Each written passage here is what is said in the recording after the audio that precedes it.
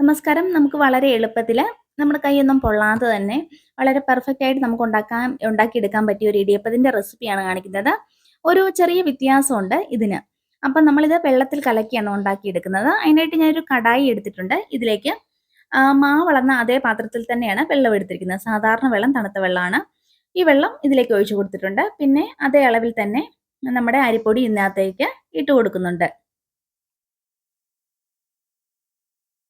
ഇനി നമ്മൾ ചേർത്ത് കൊടുക്കുന്നത് 1 ടീസ്പൂൺ ഉപ്പാണ്. ചെറിയ സ്പൂൺ 1 ടീസ്പൂൺ ഉപ്പ് ചേർത്ത് കൊടുക്കുന്നുണ്ട്. പിന്നെ 1 ടീസ്പൂൺ വെളിച്ചെണ്ണ കൂടി ചേർത്ത് കൊടുക്കുന്നുണ്ട്. ഇടിയപ്പത്തിന് നല്ലൊരു രുചിയും നല്ലൊരു മയമൊക്കെ കിട്ടാനായിട്ട്. എന്നിട്ട് ഈ മാവും വെള്ളമൊക്കെ ആയിട്ട് നന്നായിട്ടൊന്ന് മിക്സ് ചെയ്തെടുക്കണം.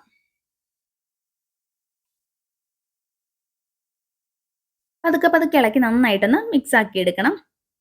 ഇതുപോലെ ഒന്ന് മിക്സ് ആക്കി എടുത്തതിന് ശേഷം അടുപ്പിൽ വെച്ച് ലോ ഫ്ലെയിമിൽ ഇങ്ങനെ നമ്മൾ കപ്പി കാച്ചുന്ന പോലെ നന്നായിട്ടൊന്ന് ഇളക്കി കൊടുക്കുക. ഇളക്കി കൊടുത്തോണ്ടേ ഇരിക്കുക. എന്നിട്ട് ഈ മാവ് ഈ പാനിൽ നിന്ന് വിട്ട് വരുന്നത് പോലെ ആ ഒരു പരുവമായിട്ടാണ് നമുക്ക് കിട്ടേണ്ടത്. ഇപ്പം ഇങ്ങനെ ചെറുതായിട്ട് വിട്ട് വരുന്ന പോലെ ആയിട്ടുണ്ട്. അപ്പം നന്നായിട്ട് കുറച്ചും കൂടെ നന്നായിട്ടൊന്ന് ഇളക്കി കൊടുക്കാം. മാവെല്ലാം കുറുകി നമ്മുടെ ഇടിയപ്പത്തിന് സാധാരണ കുഴയ്ക്കുന്ന പോലെ അതുപോലെ ഒരു ടൈറ്റ് ആയിട്ട് വരും. അതുവരെ നമ്മളൊന്ന് ഇളക്കി കൊടുത്തുകൊണ്ടേയിരിക്കണം. ഇതുപോലെ കണ്ടോ, പാനിൽ നിന്ന് നന്നായിട്ട് വിട്ട് വരുമ്പോൾ ഫ്ലെയിം നമുക്ക് ഓഫ് ചെയ്ത് കൊടുക്കാവുന്നതാണ്. എന്നിട്ട് നന്നായിട്ട് ഒന്നും കൂടെ ഒക്കെ ഒന്ന് കുഴച്ചിട്ട്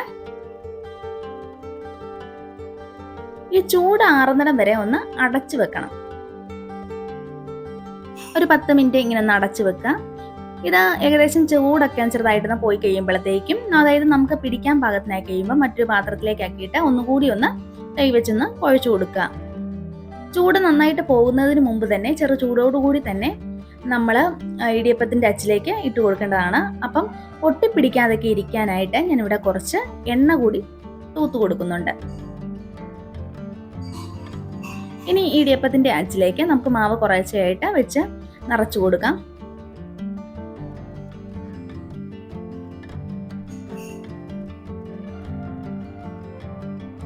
ഞാനിപ്പോൾ ഇവിടെ ഇതിനായിട്ട് കുറച്ച് വാഴയില എടുത്തിട്ടുണ്ട്. വാഴയില ഇല്ല, ആവശ്യമില്ല.